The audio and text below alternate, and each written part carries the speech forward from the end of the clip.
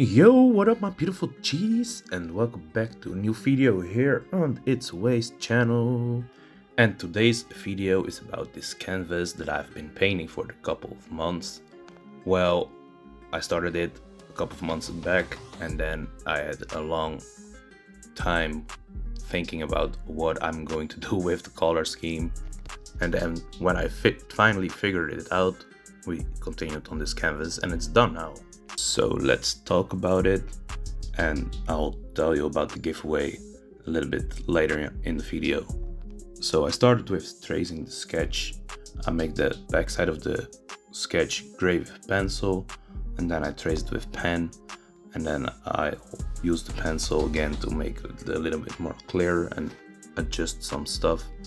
And also for the bricks that we will be painting in the background, I'm using the stencil that I had laying around in the studio, threw it under the printer and made it a lot bigger. I could have sketched out all the bricks, but it will take a lot of time, so I just traced some bricks from the stencil, enlarged stencil, to the canvas. The bricks on the side of the canvas are more freehand, and you see that it's not as consistent as the sketched out bricks. Still looks alright for this being the side, but not as clean as the other bricks. I found something really nice in the hardware store last month, and I will use that in one of my next videos with a canvas, where we also will be making a whole frame and stuff like that. So yeah, bricks are so nice. I can spend so many hours just painting bricks. I ended up painting the whole outline of the brick again with the marker because I didn't really like the color that the paint was. And yeah, I don't know, I really liked the way the bricks came out in the end. And let's continue to the next step, and that will be cutting out the piece. So I covered the thing with tape and I cut out the whole sketch. We can get our big friends Mr. Spray Can and Mrs. Leftover to fill in the whole piece. And the colors that we'll be using for the fill in is that toxic green stuff, a little bit darker, bright, and some yellow, and a little bit of orange. And later on, for the outline colors, we will use a blue and purple in different kind of values, together with all the different details that we will do later on. I think this will be really a representation of my waist style and the colors that I will pick for graph. There's a little party outside of my house. Well, pretty big party, but I hope the sound is not coming through on the voiceover. I cannot hear it for now, but maybe you guys can hear it a little bit. So while I'm painting the little parts in the fill-in that come in different colors, the nice fades and all stuff like that, let me tell you about the giveaway.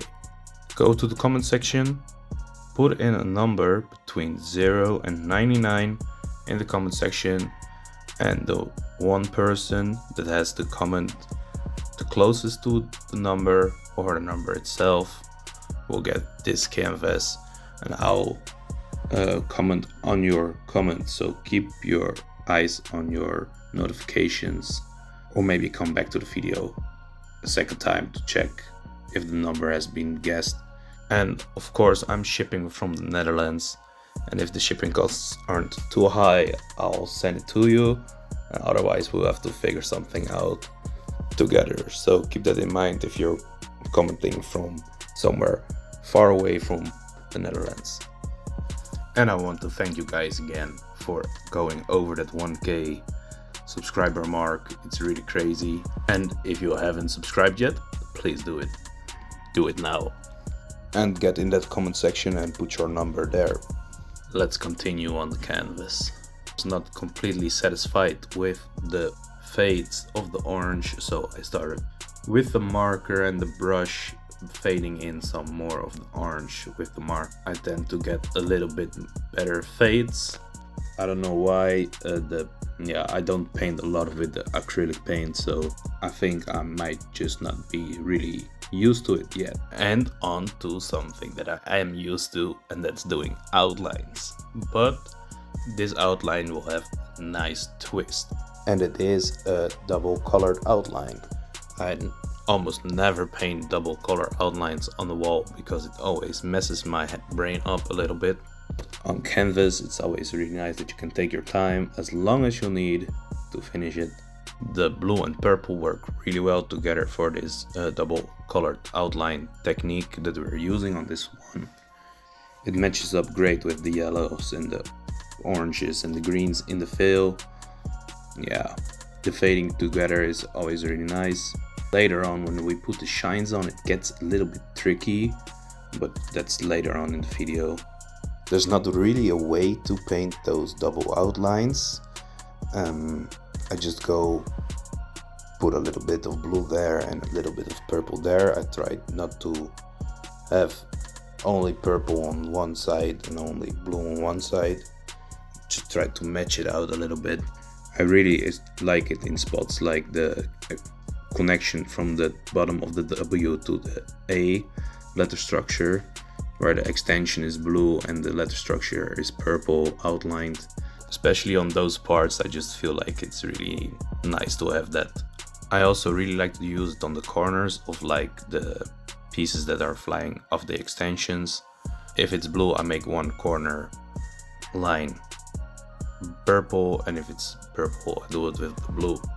I feel like it's very different than that normal one color piece with one color outline, and that's definitely something that I will try to use more on walls as well. After this outlining, we fix some little parts that are left over between the piece that should have been bricks already. We make some fades on every part where the blue meets the purple. And it's already time to cover the piece again for the last time. And we're going to make some details around the piece. And this being my YouTube giveaway, I wanted to make some YouTube signs. So I printed out the YouTube play button in many different shapes. Started tracing those on the paper and then cutting them out separately. And every time giving them a little spray with some transparent red and some normal reds as well, to really give it that layered effect. I wasn't really sure if I wanted to make the triangle shapes white or if I should leave them bricks, but I made them white eventually. I really like this detail in this painting and I think it looks really cool. The reason that I'm doing all these details right now before the piece is completely finished is because I had a couple of times that I had finished the whole piece, put all the shines on it, all the details, and then I'll cover it again and I'll rip the tape off, and then the little bit of the shines come with the tape. I don't know why, maybe it's because too much marker layered on top of each other, but to avoid that, this is the way that I'm painting this piece right now. When the button's finished, we will continue with a little bit of transparent green. I'll put it everywhere underneath the piece, just to make the piece stand out a little bit more and like the piece is a little bit glowing onto the bricks. Trying not to get any of those transparent green above the piece because that's where we're putting a pink halo. Of course, that's always a nasty detail because you have one chance and you cannot screw it up because then your canvas is ruined.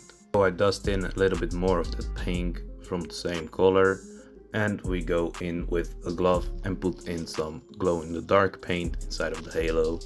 That's also pink.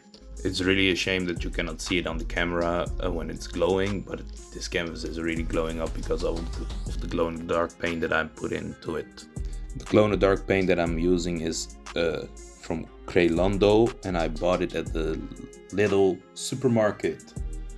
Yeah, finding that good glow in the dark stuff is always really tough, so I try always to get some weird brands and try those out, and sometimes they suck, sometimes they're really nice.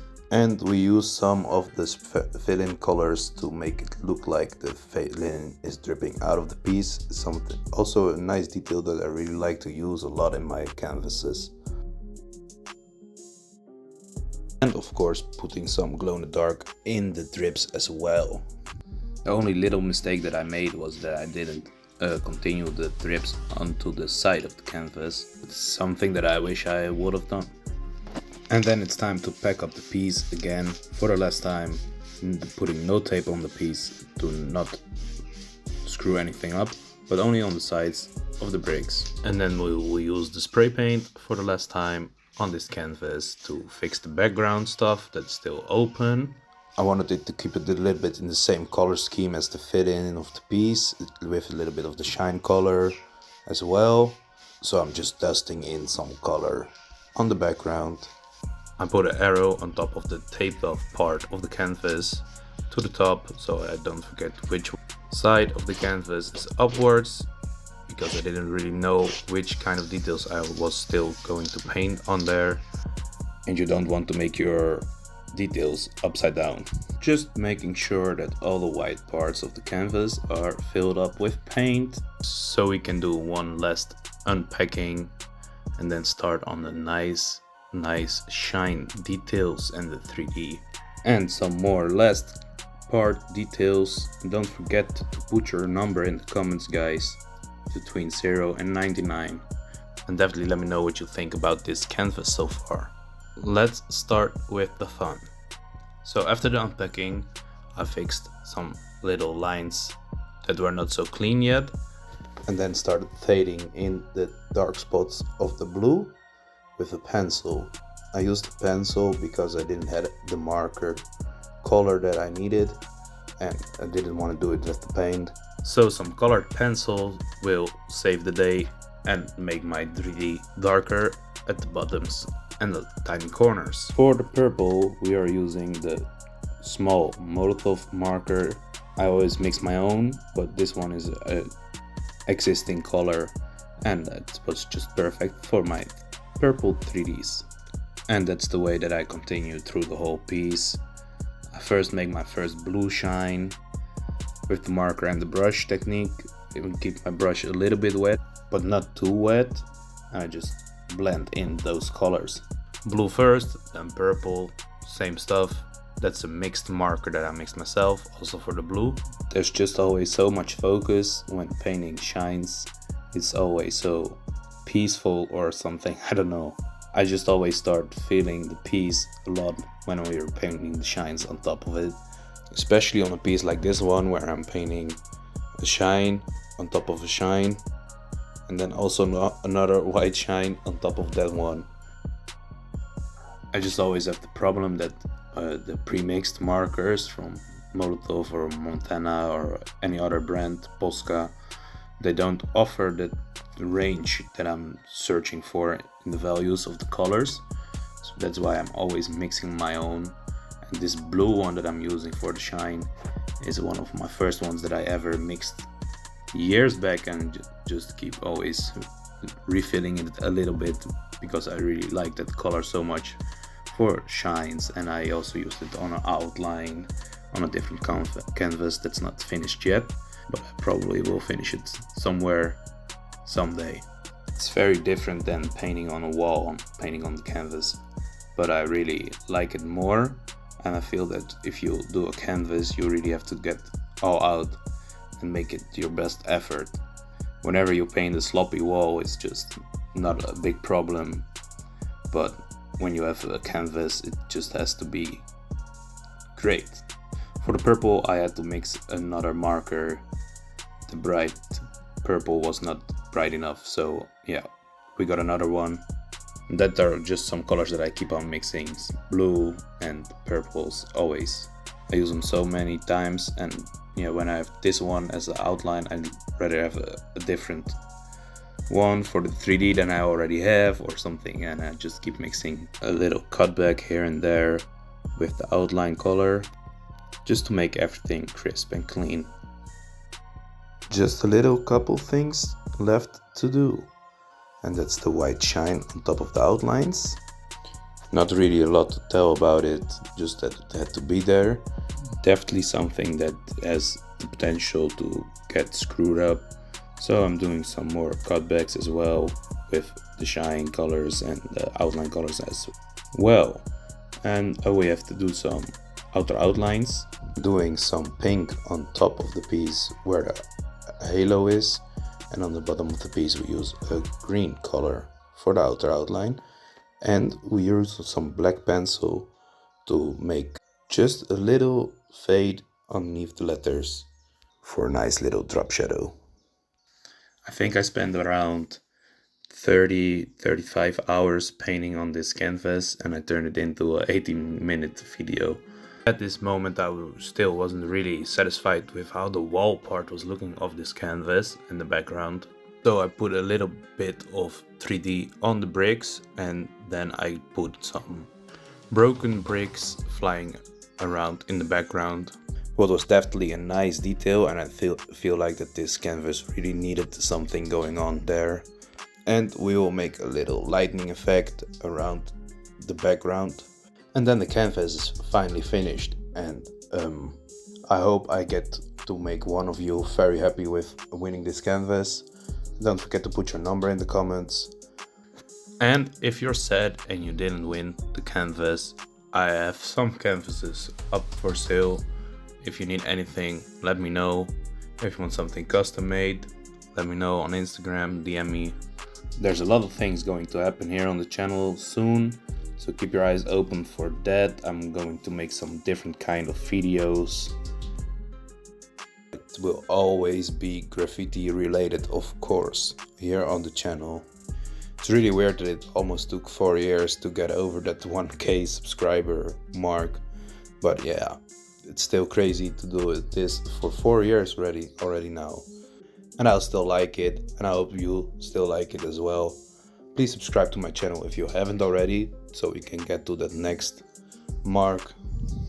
I hope you got something from this process video of this canvas, and I hope I inspired you to paint something today. So this is it, G's. I hope to see you in the next video. Waste out, and I hope to catch you in the next video. Bye!